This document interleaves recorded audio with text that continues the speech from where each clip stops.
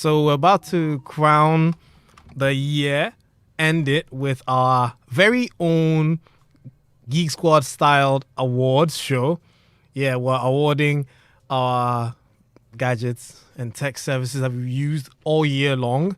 It's been a strange year. 2020 has been some way, just to put it lightly. But yeah, tech has saved the world in 2020. Some people haven't lost their minds because of tech. Some people got jobs. Some people became very rich because of tech. I hope you're one of those people that got rich because of tech. Yeah, I wish I was one of those people though. Anyway, so before we get to that, there's a tech summit about to happen. It's a Ghana Startup Summit. And we have a lady here to tell us about it. Hello. Hi. Please, what's your name? My name is Nanette Bonny. Sorry? Nanette Bonny. Nanette Bonny. Yes. Hi, Nanette. So, the Ghana Startup Summit. What is it about?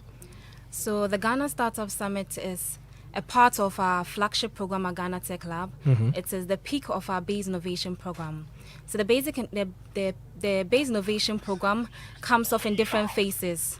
The first phase is the training, where we give unemployed individuals, a chance to get trained in a digital skill. Then we move on to the next phase, which is the local startup summit. During the training, we give the startups the individuals a chance to come up with ideas, and then they pitch it at the local startup summit and pick the most feasible ideas, and we take them to the next stage, which is incubation. All right. We take them through a 10 weeks period of incubation, where we give them every type of business development support, and then they need to be able to raise the kind of traction every investor would look out for. And also, with the people that don't make it into incubation, we give them the chance to go into the employability stage, where we get slots in companies, internship slots in companies for them to work with, and then we give them more training to make them much more employable so that they can enter the market. But the last phase, which is the Ghana Startup Summit, is an event, or is a summit where we give the startups a chance to be able to pitch their ideas to a pool of investors, get constructive comments from judges, and as well as the general public. So that day, they're going to be pitching their ideas. We are having startups coming from fintech, edtech, agritech, and all other technology spaces. So we're going to have them come and pitch their ideas, very brilliant ideas that everyone would want to invest into. So that is basically what the Startup Summit is about. So anyone who's any startup. So if I decide I have a startup, I can come? No, you'd have to go through our training. Okay. You have to start from the very beginning, from the training stage to incubation. If you are selected, then we take you to the Startup Summit. So right now, as we speak, has the training begun? The training began somewhere in July, so we finished all those phases. Oh. We are the last phase of the base innovation I was going to recommend Winston over there to come and join. But he can come for the next cohort. So this is actually our third cohort. Oh, yes. Winston. Yeah. You hear that? Yeah, I did. Good. So start preparing. We're going to start up. So this is happening at the Ghana Tech Lab.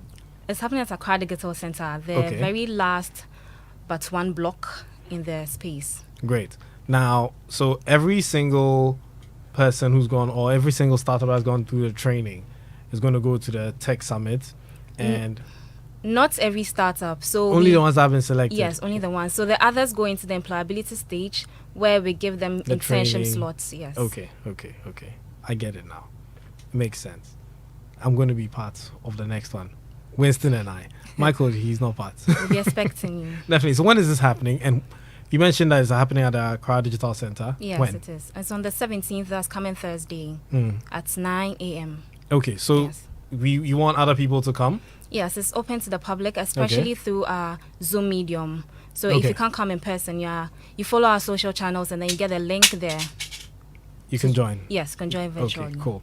So for those who are listening, if you want to go and witness the Ghana Tech Startup Summit, you don't have to go there if you can't make it. You can join via Zoom. So those who are not in Accra, you're in Kumasi or in Takoradi, anywhere in Accra or anywhere outside of Ghana, you can join via Zoom. Maybe you may be looking at investing in some of these startups, the ideas. Too much meat never spoils the soup, no? No, it's not. Exactly. So, any last words? So we will entreat people to join in. If you can't come in person, please join in via Zoom. We would also have startups and then other businesses coming to exhibit. So your investor can be a step away from you. So please do well to be there or join in via Zoom. Okay, so how will we find the Zoom link when it's ready? On all our social channels. Okay, Ghana so Tech Lab. Ghana Tech Lab. On so LinkedIn, Twitter, Instagram, Facebook. It's all Ghana Tech Lab. Yes, and the event is also on Eventbrite, so you can register there. Great. So you heard it. Startup Summit, Ghana Startup Summit. Make a date. When did you say again? Repeat the date. 17th December. 17th December. Don't miss it. If you can go, just go and then go look around. You might find some investor and then pitch the idea, and you might cross someone who's actually gone for training. I'm not advising that though, but yeah. Anyways, thank you very much, Nanette, for coming to tell us about the Ghana Startup Summit. And yeah, next cohort we will be there. Sure, respecting. Probably even come and sponsor, because by that time then we have sponsors. You know, we want that more. Yeah. So shout outs to our sponsors, our prospective sponsors. I know you're listening. Yeah, I can see you. I can hear you. We're waiting for you. Thank you very much. Thank you too. All right. So we'll be moving on to the main conversation, and yeah, Michael, Winston, and we've got a new geek with us. I'll be introducing him shortly.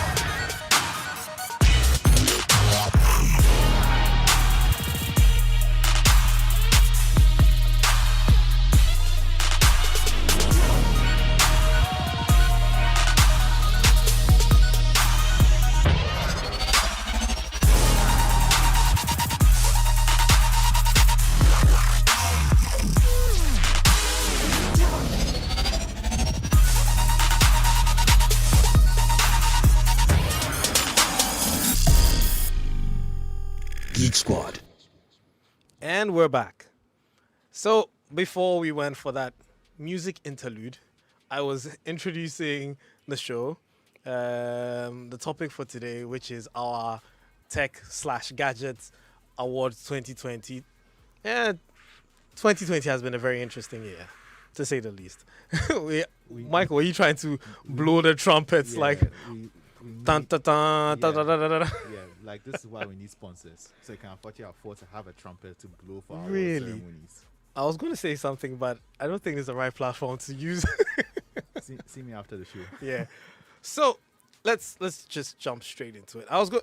Before that, let me introduce Stewart. Everyone. Yes. You might want to tell Yeah. people who you are, what you do. Okay. Gladly. So I run a little online store, Right. TechZoneGH, Mm. delivery focused. We offer all sorts of technologies from gaming laptops Right. for work and office, smartphones, home entertainment systems. And so which is especially essential today as we are experiencing COVID-19 and Yeah. lockdown and all that comes with that, social distancing. So we've taken the initiative to provide delivery across the nation. Whether you are in Accra, you are in Tamale, you're in Kumasi, once you're able to connect with us via our page, reach out. We will definitely have something for you that fits your needs, and we'll be able to deliver. Great. Cool. So that sort of ties in with our conversation. It means that you play around with gadgets a lot, right? You're always either moving gadgets or touching gadgets, or you're around tech. And definitely, I think I have a fair idea of the should I say the type of tech people are into, based on the fact that I saw these items. Yeah. Anyway. Yeah. So it's a interesting field to work in. And if you're watching us on Facebook or YouTube, you might want to drop a comment on the categories of things that we'll be voting for. There's a link on our social media that we shared for those who want to vote. It's a form. Just go in there and then vote for whichever gadget that you think should win each category, and then let us know as we go on. Anyway, first of all on the list is best camera. Best camera. So cameras have become a thing, very interesting. In as much as smartphones have taken over photography and videography, it doesn't mean that nobody uses cameras anymore. And hot on this list are 4 of our personally created cameras, or should I say cameras that the internet deems worthy of being the best of 2020. Number 1 was the Panasonic Lumix S5. Number 2 is the Sony A7C. Number 3, Sony A7 IIIS. And then the Fujifilm X-T4. Remember when I put out this list and I put out the forms for people to vote, people were asking, why no Canon? Why no Nikon? Anyways, yes, I'll tell you why later. Right now, these are the ones to vote for. You can tell them now. No. I don't think I'll even Just tell wanna them. get straight into it then. Yeah, let's just get straight into it. So, what do you guys choose? Stuart, you first. For me, it's definitely the Sony A7S III. I mean, in terms of a camera for videography and the dynamic range that achieves the maximum ISO, all those technical aspects of videography, it's definitely probably the best camera out for that right now. So, Michael, which one would you from a choose? quality standpoint, From a quality standpoint for you. So A7 IIIS for you. yeah, definitely. Michael, I went with A7C. reason? Basically, almost the full functionality as the A7 IIIS. So just a little bit step down the road, but far more easier to access than the A7 IIIS. And being a Sony, it will run continuously before the sun runs out. So it will never break. And if it does break, that means that you put it under a truck, so you shouldn't be using a camera. But it's reliable, robust, very smart. I mean, it takes most of the work out of amateur photography and videography out of your hands, almost as good as point and shoot, and get pretty solid results for it. And there's a small self-indulgent voting over there. The more people that vote for it and buy it, the cheaper as older cameras become, and I can go for those instead. So yes, buy the A's. You're biased. 7C. You're biased. Yeah, this is totally Wildly so. biased. Winston. I chose the A7C because of as a consumer choice. If I was going personal, I would choose the A7S III because, like Siwa talked, when you're talking about dynamic range and all the things I personally need when I'm shooting video, it is the best option. Full frame, all of that stuff, 4K, everything. But the A7C, it addresses more of the basic consumer preferences in what a camera should be and what I would use a camera for regularly. And its image processing capabilities and image quality is high enough. So, I mean, from that standpoint, from a consumer standpoint, I would choose the A7C. Okay. Do I get to choose? Yeah, sure. Definitely. Well, I also chose the A7S III. I don't think I need to give a reason because it would be a very biased reason. I've used it. I openly put my biases out on air. It is only right that you do so too. Well, yeah. 'Cause you hold the bias anyway, so why hide it? Okay. I chose the A7S III because of pretty much the same reason as Stuart. It seems to me as the most versatile camera amongst the list, and Sony has had this space for a while. You know, it's done very well with that space. My cousin had the one before this, and I used it, and it was relatively easy, like you mentioned. For amateur photographers and videographers, it does the job. And as a result, it takes the vote for me. And guess what? Everyone else who responded to the poll chose A7S3 with 60% of the votes going to it. Surprising considering how much it costs. price. But Yeah, yeah, that's what I was people, thinking. People know quality, so Exactly. You know what? And it's a camera. Yeah, I'm still happy because it's still the same family of cameras. So the result I want to happen will still happen. Well, so this also informs anyone who's looking to buy a gift for your significant other or a friend or family member who you think, oh, Christmas, I should get something for this person. And you're wondering what to get. If the person likes photography, we've given you the answer, the A7S3. That's 60% of the people who voted chose it. Yeah. And How low the A7C get? yeah, A7C was 10.5. It tied with a Fujifilm X-T4, 10.5%. Fun And- fact. Yeah. My dad actually used to work for Fujifilm. Cool. Okay. Now, number Does he two. watch the show? We'll skip that.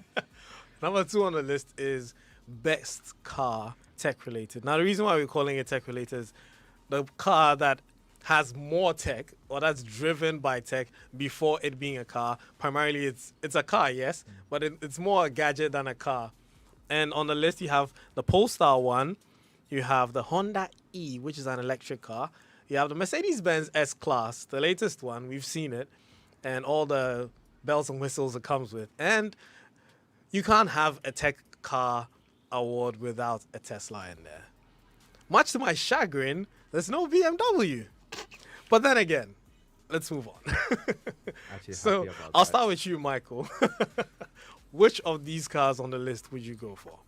It's interesting because as car guys, right, you and I both agree that the car that ideally would normally win this thing traditionally is going to be the Mercedes S-Class. Yeah. It has been said and has been proven that if you want to know what the trend of motoring is going to be, look at what the current S-Class is, because the current S-Class always starts out with what people call outlandish features. And then It 5 rolls, years yeah, down the trickles line, down. everybody else is doing the Yeah. exact same thing, and that's how it has always been.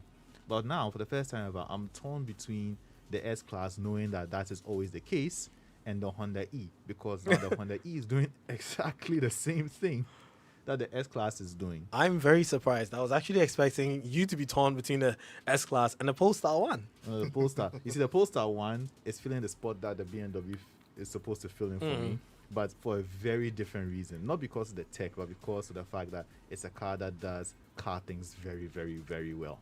But we have to have to stick with the tech thing, and yes, there's a lot of up-to-date tech in there that really is on par with what the S-Class is pushing. But the S-Class is the reason I've broken out this way. The S-Class this is where cars are going to go in the foreseeable future. Everybody else will be doing this feature like it's nobody's business. The Honda E is showing a new way, the new direction in that same future. This is where the electric cars in the future could be going. And for a So small what's your car, favorite? What's your favorite feature about from the end of the Honda E? Wow, it makes it even more difficult because I can't really fixate on one.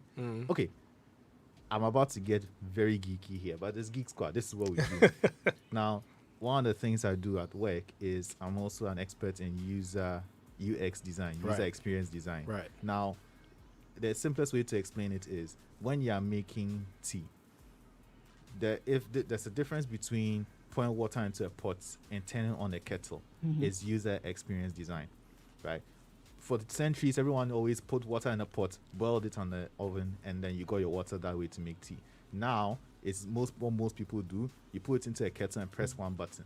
Then you pour it and it flows very easily into your mug for your morning Milo. That is basically how user experience design. It takes things that people normally do and makes it easier for you to do. Now, the Honda E, coming back, the reason I like it so much is it takes all of that for what a car driver usually does on the street and condenses it into such it's new, but it's not unfamiliar. A mistake a lot of car manufacturers make is they try to make things that are so new and so far out there because it's the future. The indicator should be on the roof. Then your gear stick should be beside your left foot, so you'll be shifting gears with your hands, and your steering wheel is a touch screen. and your windscreen isn't a windscreen. It's a screen with. Well, you did say you were going to uses geek out. I cameras. didn't expect you were going to geek out this much. Yeah, I'm sorry, I got overexcited. But Honda simply said that, look, cars normally do this, and this, and how they operate. And this is what people normally expect as part of their entertainment and part of their experience when being in a car. So they brought it together in a way that I feel reminds me of, let's say, I know Spike is going to give me dirty looks for this, but reminds me of when the first iPhone launched. It was such a big shift and change in direction of how things were presented. I feel like, you know what? Realize I looked away. I didn't give you any dirty look. Yeah, no, because you really, really So- you tried. Thank you. Bottom line, Show the Honda E or Mercedes S-Class. At this point, coin toss. Winston, Mercedes S-Class. Moving on. Let me say why. Let me say why at least. Okay, so like he said, this took a lot of thinking. Did it? Yeah, it actually did. Oh, wow. Because I love the Polestar. Now, when it comes to tech related, considering the Polestar, it is the tech of its construction process and the materials that were used to build it. So that was very interesting stuff. Somewhere 3D rendered, stuff like that. Yeah. Now the Honda E. I love the Honda E's interior. All the screens there, so futuristic. Tesla forgets. But I chose Wait, why Tesla forgets? because you see, as much as we would like to think that Tesla is spearheading technology, the only tech they are really spearheading is battery tech. When it comes to build quality and all the user experience, okay, Tesla's sorry. doors open for you. Sorry, apart How from many cars doors open for you? the Rolls Royce, you push a button and it Yeah, opens. you push a button. You have to go through ludicrous mode. It's a mode, so you select that mode. No. To open a door on a Tesla, you don't have to push a button all the time. You can either touch a screen and it opens, or you press your key and it opens. The BMW i8 also does the same thing. It doesn't do it like the Tesla It does. does, It it's an open and app. close on its own. That's So, besides the Spikey, point. which one would you buy? A Tesla or a BMW? Please, I'll buy a i8? BMW i8. I'm buying But- one. I'm choosing the Mercedes S-Class because currently when you're looking at the tech in this 2021 S-Class, it is range stopping. Like Michael rightly pointed, they normally show you the direction that is going to go. It also has, the high-end ones have a hybrid engine, which in my personal opinion is the future. Fully electric is not the immediate future. Yeah, definitely not the immediate future. Maybe future in like 20 years or something, but the immediate future is a hybrid, and its electric motor in the car has a 62-mile range, which is good enough to, if you live in a car, to take you and back from work on pure electric. So I'll get an i8. so the S-Class takes it for me. Okay. Do you have a vote here? As a casual Car enthusiast. as a casual car enthusiast, I am personally more excited about the Honda E. Not so much because of some of the interesting things it's doing with design and UI and all that, but more of what it can do for that class of car.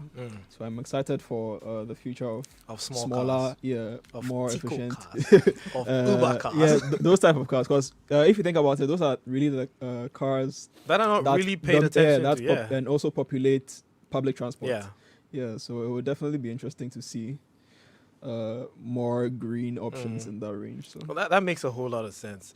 Personally, I would go for the Polestar one because I'm a performance car lover. I love cars that move very fast. S-Class, you have to be in the back seat. I'm not ready to be a retiree. Polestar, takes it for me. But the rest of the geeks, the rest of everyone who's following this voted, and they voted for the Tesla Model 3. I can't fault them for that choice because you categorically said tech related. Yeah. If it was best car, Everybody overall, go for the Mercedes. no, because the build quality on Tesla Model 3 is terrible. No, one On thing. Teslas in general. Yeah. No, Teslas have made one thing Tesla have done really well as marketing themselves as the leaders of the car technology world. Yeah. It's not necessarily true, But that's in- the branding. but that's the branding, Oh, and wow. people have Honda E didn't even score a point. No, Honda E didn't. kind of similar to a certain fruit themed Oh, phone yeah. manufacturer. well, potatoes. Which we well, so The- on the graph over here, Tesla Model 3 got 54.5% of the votes. Mercedes-Benz S-Class got 36.4%. Polestar 1 got 9.1%, and the Honda E, the future of the Uber cars, didn't score anything. I really Why wish- you guys? don't I want really- more comfortable. Yeah, you don't want more rides, comfortable, silent. I really wish we lived in a world where everyone would get to experience what they voted in this case. But I feel like the Mercedes got this far just because of this term. Benz there was steer. And the funny thing is that this S-Class, it really was steer. it was because steer, it yeah, has that's the rear rear wheel wheel steering. steering. So you'd expect, well, you can't expect everyone who voted to actually know every single thing about these cars, Yes. especially the Polestar 1, Yeah. since it's it's a new it's- company. They haven't it's fully it's launched. it's pretty much a Volvo breakaway, Offshoots, yeah. So if you love Volvos, you should love the Polestar 1. Maybe that should offset the voting if, you now. if you love fast and durable cars, regardless of whether Volvo or not, you should love the Polestar 1. Yeah. If you love being driven everywhere, Honda E. No. If you, no, sorry, Mercedes. sorry, S-Class. Sorry, Yes. yeah. If you love being driven everywhere, Mercedes S-Class. If you will not drive for the rest of your life and you'll be taking Ubers you know, and stuff. If you want to Ubers show and that stuff, you have then money, go Honda for the E. Honda E. If you want to show you have money. Tesla. No. S-Class. That.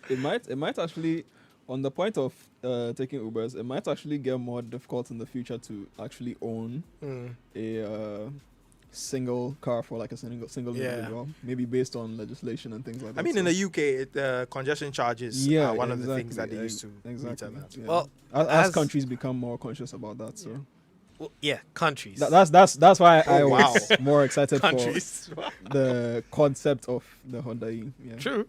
for transport. Countries, if you know, you know. Yeah. They are the ones who have those legislations. Yeah. Over Yeah. here, we are Yeah. always like, well, okay, now we're going to the most Anyway. interesting part of the voting. Best flagship smartphone. I'm sure everyone mm, knows this category. Everyone hotly, understands. It's the hot cake.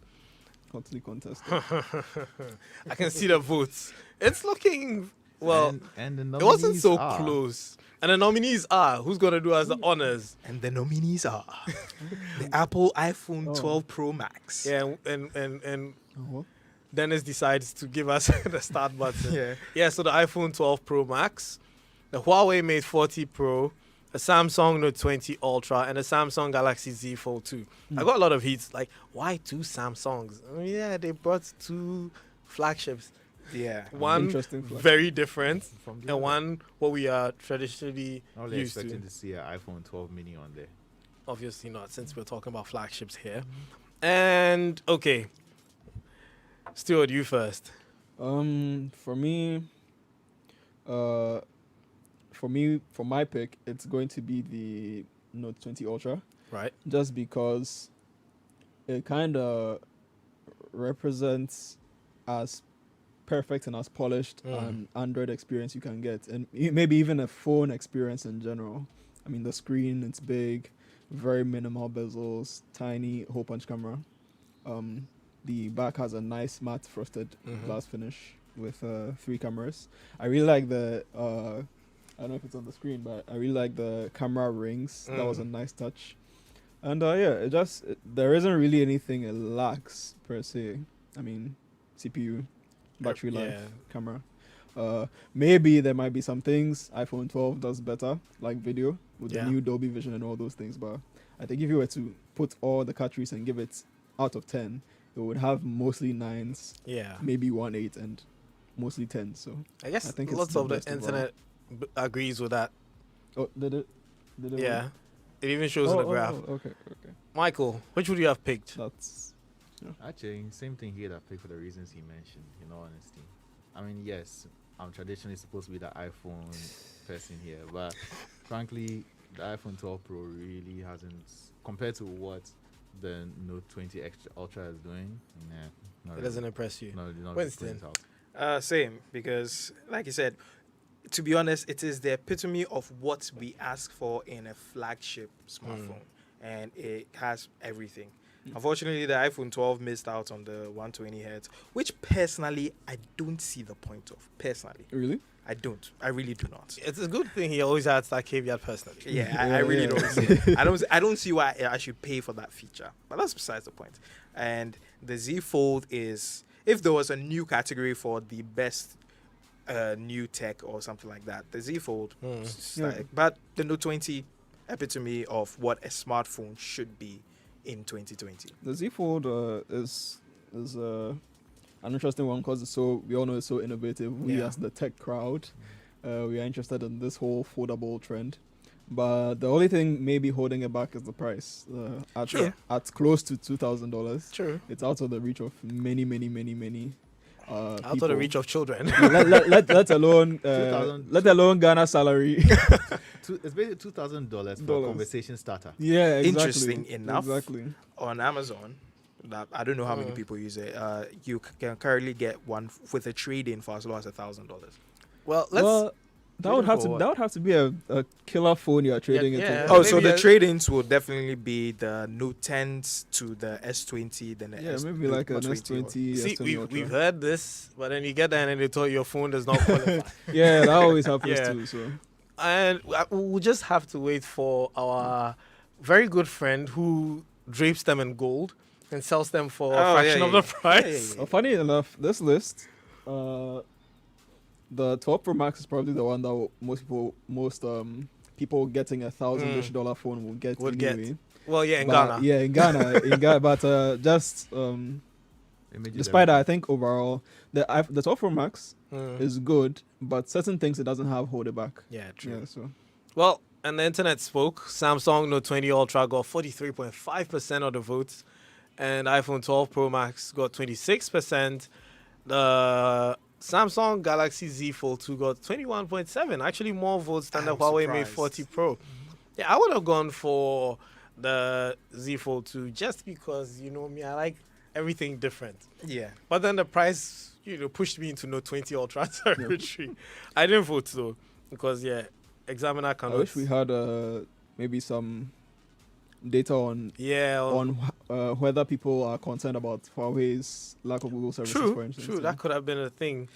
And the funny thing is that Maybe if they don't care too much. the Mate 40 also flew under the radar this trip. Yeah, it did. Mate 30 was a Sorta. bit more hyped than the Yeah. Mate 40.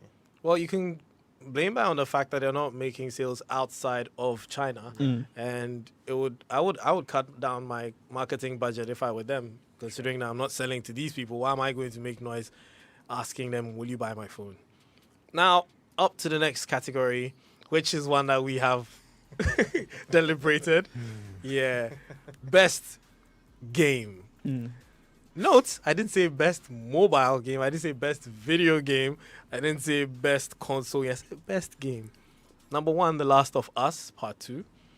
Number 2, Assassin's Creed Valhalla. You have Cyberpunk 2077 and Among Us. If you're listening to the show or you're watching us live on Facebook or YouTube and you're an Among Us player, just go and and then Michael is an Assassin's Creed showing his You know where my bias lies. yes. Thank you very much, Mr. Assassin. Nothing is true. So- Everything is Everything is permitted. permitted. I honestly, for this category, I want to start out by saying how disappointed I am in Cyberpunk 2077. You know, we Because should have had personally- teams here. Personally, Yeah, Eames threw shots at me before I came here. Personally, that was like my most anticipated game for 2020. Mm. I had been waiting for it since the first trailer reveal in, what was it, 2012? It's not 2012. only. Some of us were in, what, DHS? Yeah, primary 2012. school. Wow. Yeah. So the game had been hyped. We all got along on the hype For train years. for years and years, talking about how graphically impressive, how immersive it was going to be. And I'm sure, as some who might be watching or listening have experienced, especially on PS4 and Xbox One, the game is just not playable right now. To the extent that they're actually giving refunds. Yeah, they're giving refunds of the game. Yeah, so, but from reviews, it seems it is a good game. With a lot of interesting characters, interesting story, interesting world. Just that the technical issues hold it back. So Yeah. maybe, hopefully next year, moving, that could be, that could win my heart back. But for now, I'm heartbroken. Although I will still say that is my pick for the game. It's the game I am most excited for. Yeah, among the ones on the list. We're not going to ask Michael because he's shown us his bias on the back of his shirt. You would be surprised with what I would say. say it in less than 30 seconds. If it's Among Us is a game of 2020. Among Us. Great. Okay. Winston. So the cyberpunk thing is just tragic. There are so many people who actually took time off work, like a whole week off work to play this game, and it's been. I don't want you sucking.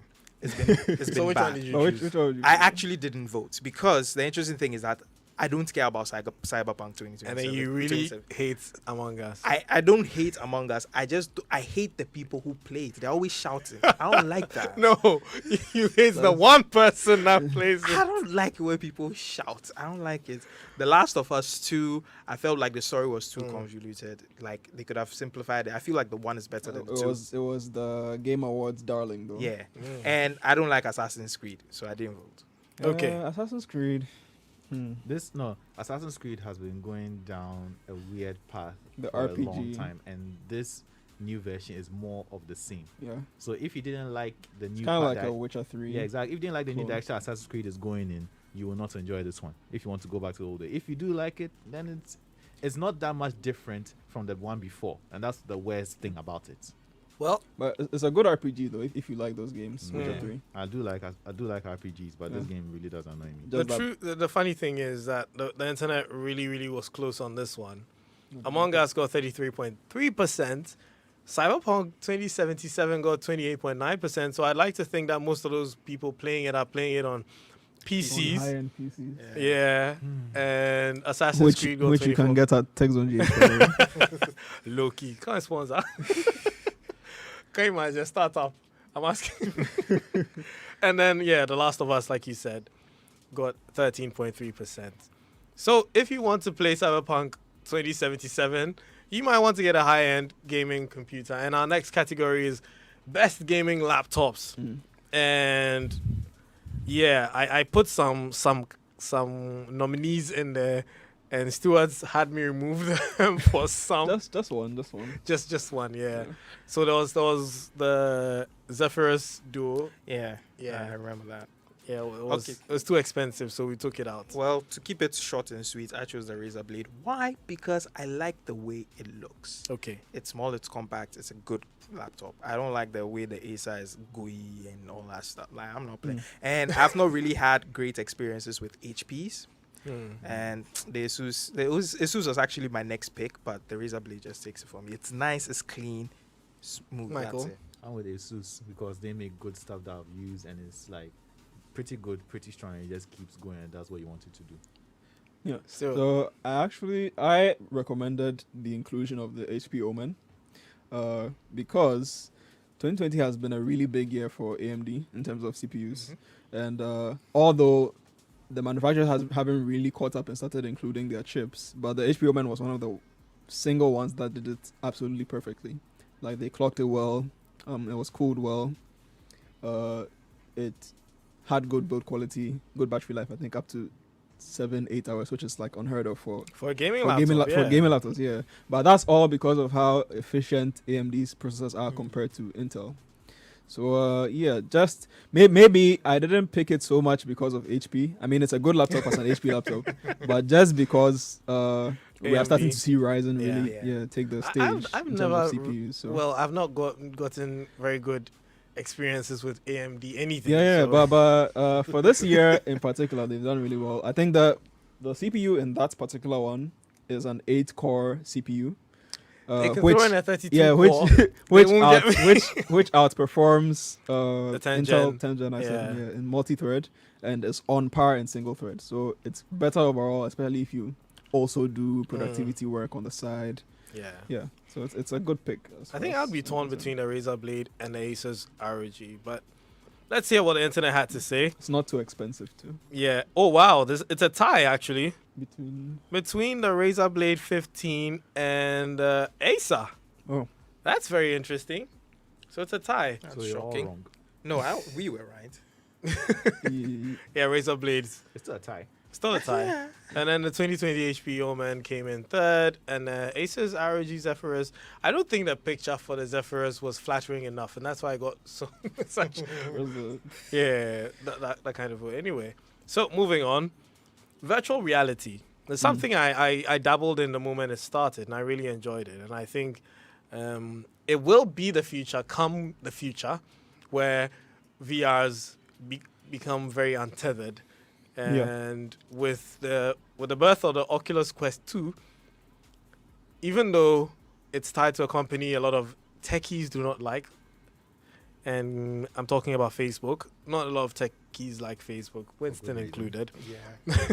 For good reason, you say. I mean, look what they did to Instagram. And what's up? They turned into a store. Well, the people who No, were on Instagram yeah. turned it into a store first. Yeah. Though I don't think Facebook is unique in that area. Yeah. So as far as tech companies, it's just the inevitable destination we are moving Besides, towards. it's so. free. Cool. They need to make Once- money. Once it's free, other product. Yeah, obviously. you Yeah, should true. think about it that way. Number one, Oculus Quest 2, which is a standalone VR device. You have the HTC Vive Cosmos. It's the upgraded version of all the HTC Vives that have come and gone. And then Valve. We know Valve for Steam, and Valve have created their own virtual reality headset. And it has got some very good reviews online. So I was actually really expecting this to win. And then the old but still trusty Sony PlayStation VR. Yeah, I still Very, can't find very anywhere in town.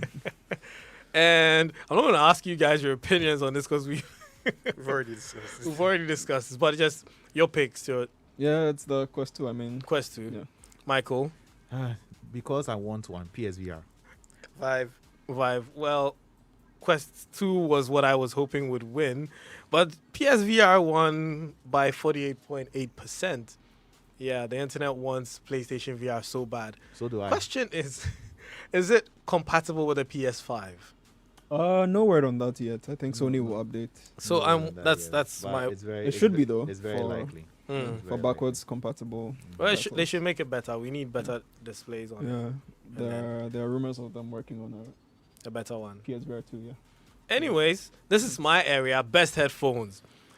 Also because I've owned 3 out of 4 of all the headphones in this list. Which one are you picking? AirPods Max, huh?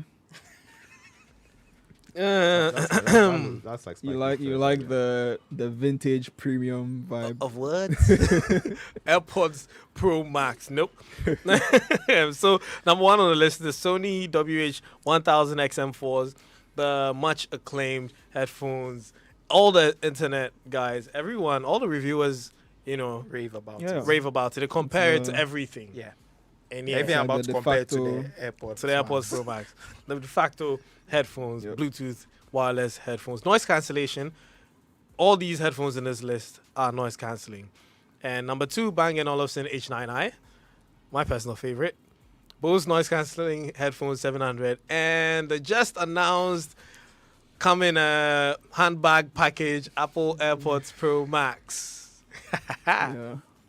So yeah, So Which one? I chose the Bang & Olufsen. Oh. I've used 2.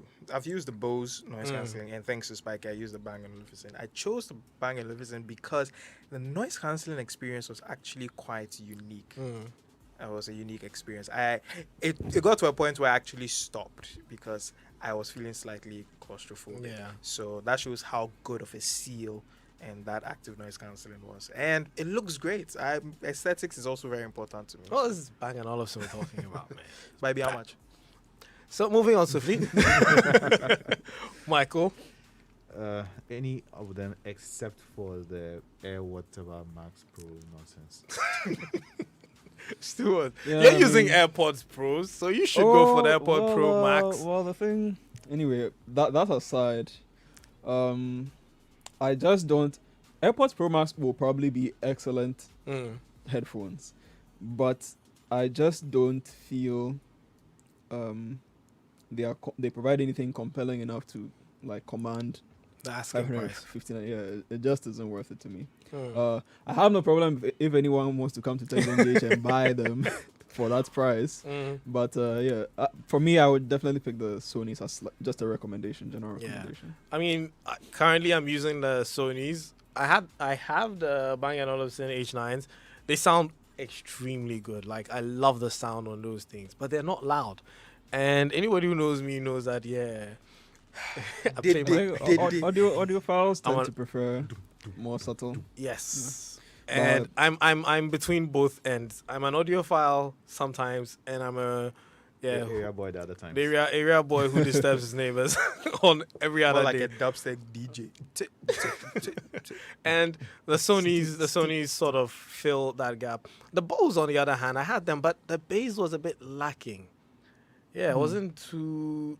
The noise cancelling Boses are very good, but I didn't like the bass on it. So Sony it is for me too. And the internet agrees. 51.1% went for the Sony. Wow, more than half chose the Sony. And There's a tie. Yeah, it's a tie between the BNO and the Bose.